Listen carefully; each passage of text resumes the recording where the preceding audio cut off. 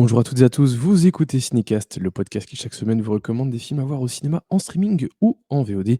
Ici Thibaut, toujours en direct du Festival de San Sebastian, pour vous parler aujourd'hui d'un film qui était présenté en compétition, à savoir Le Dernier Souffle, le nouveau film de Costa Gavras.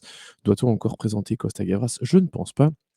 Sa carrière parle pour lui-même, qui est un film avec un casting assez impressionnant, dans lequel on retrouve, Cadmerade et Denis Podalides dans les rôles principaux, ainsi que Marilyn Canto dans un des seconds rôles, les plus importants. Mais on trouve aussi dans une flopée de seconds rôles, Charlotte Rampling, Angelina Molina, Karine Viard, Yam Abbas, Agathe Bonitzer ou encore Florence Lebrun. Bref, Françoise Lebrun, pourquoi je dis Florence moi?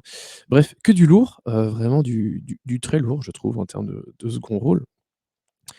G Et Le Dernier Souffle, c'est un film, qui est tiré du livre, de Régis Debray et Claude Grange, qui est un médecin, qui s'appelle Le Dernier Souffle, accompagner la fin de vie. Et le film, parle exactement de ça, en fait. Alors je savais que c'était adapté de ce bouquin.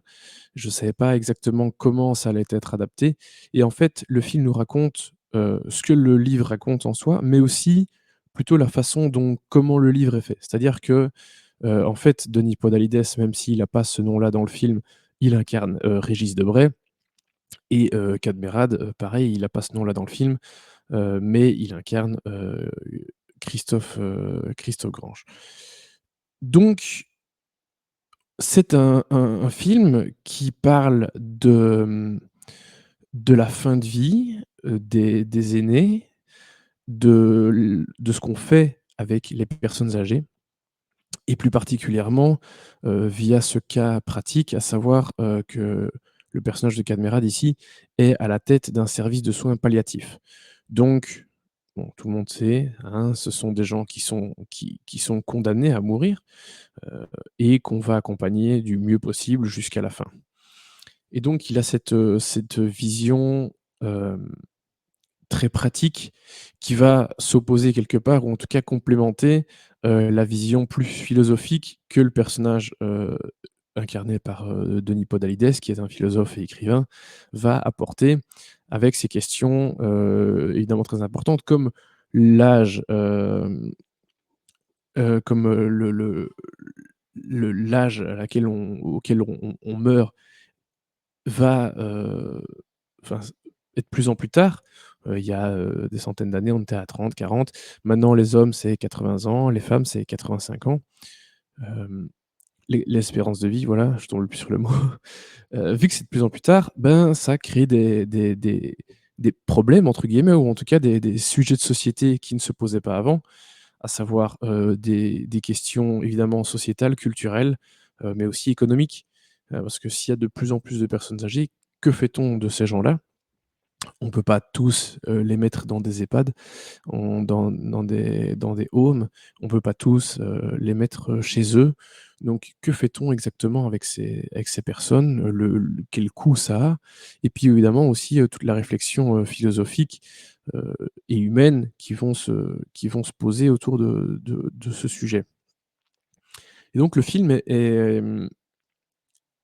montre comment dire? Le déroulement de la réflexion entre, bah, du coup Christophe Grange et Régis Debray, ce qu'eux racontent dans leurs livres. Sauf qu'ici le film illustre un peu, aussi comment eux vont arriver à ces réflexions, petit à petit.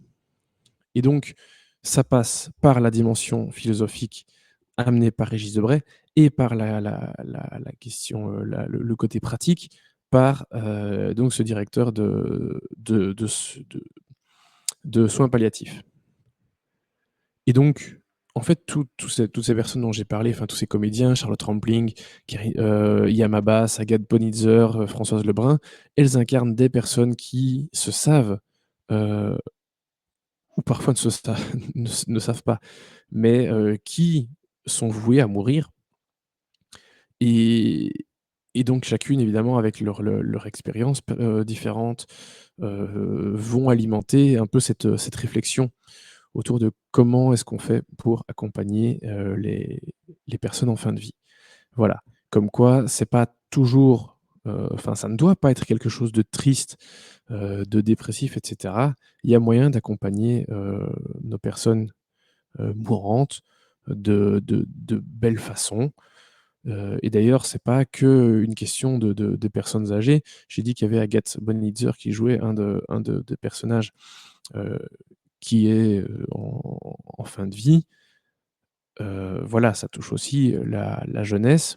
Il n'y a pas d'âge pour mourir malheureusement, même si évidemment la majorité sont des personnes âgées. Mais voilà, que fait-on de ces personnes en fin de vie?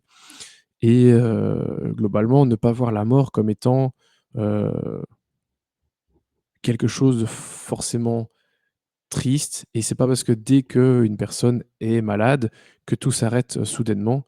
Heu, c'est la fin de vie, mais donc c'est encore la vie.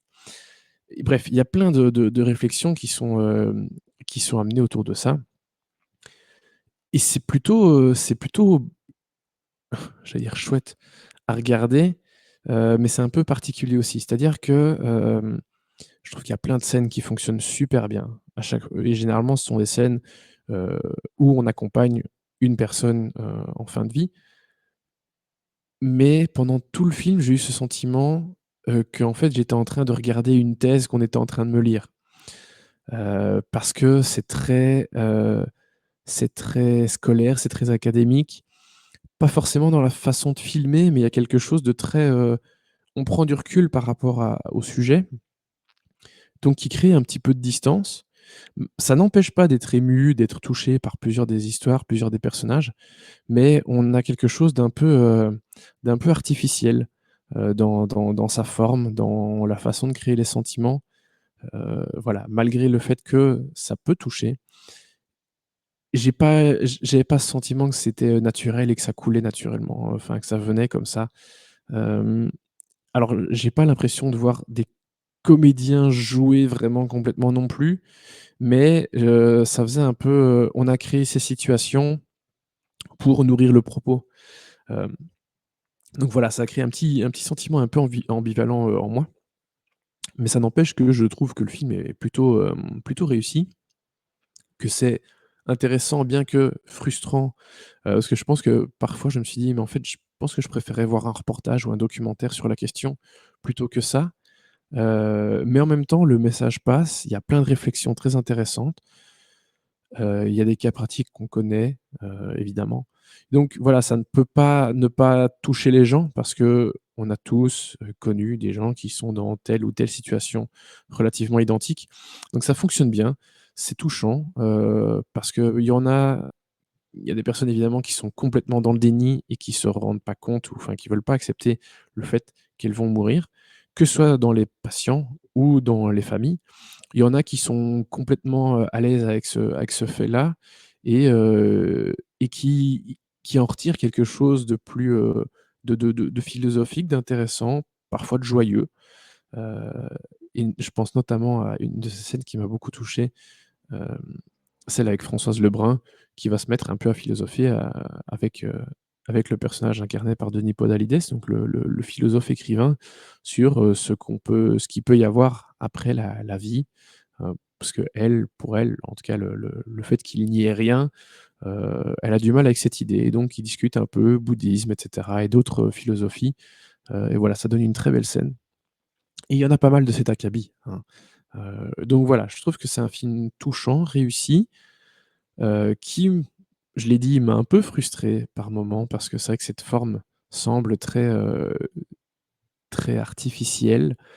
C'est pas un mauvais choix dans l'absolu, hein. Je pense que, certaines personnes justement, c'est bien de montrer des sujets qui pourraient faire l'objet de documentaires, mais leur montrer en fiction, ça passe mieux, c'est plus agréable. On peut, avoir de l'empathie et s'accrocher à ces personnages, donc très bien. Mais voilà, moi ça m'a un petit peu frustré. C'est pour ça que je suis pas, complètement dithyrambique sur le film non plus. Mais en tout cas, c'est plutôt une belle œuvre de la part de Costa Gavras. Vraiment porté par des super comédiens.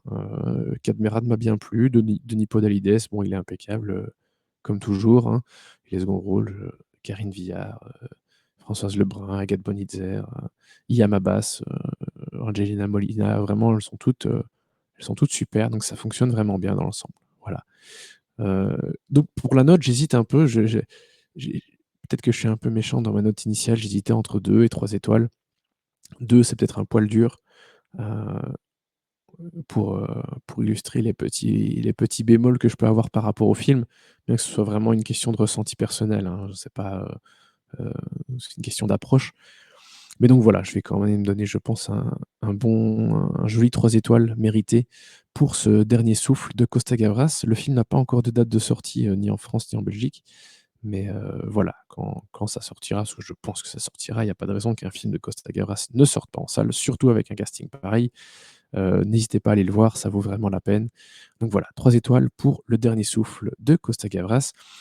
Merci pour vos nombreuses écoutes et commentaires. N'hésitez pas à nous écouter sur les plateformes de podcast de votre choix et à nous suivre sur les réseaux sociaux avec le handle @cinecastbe et je vous dis à très bientôt. Ciao, ciao.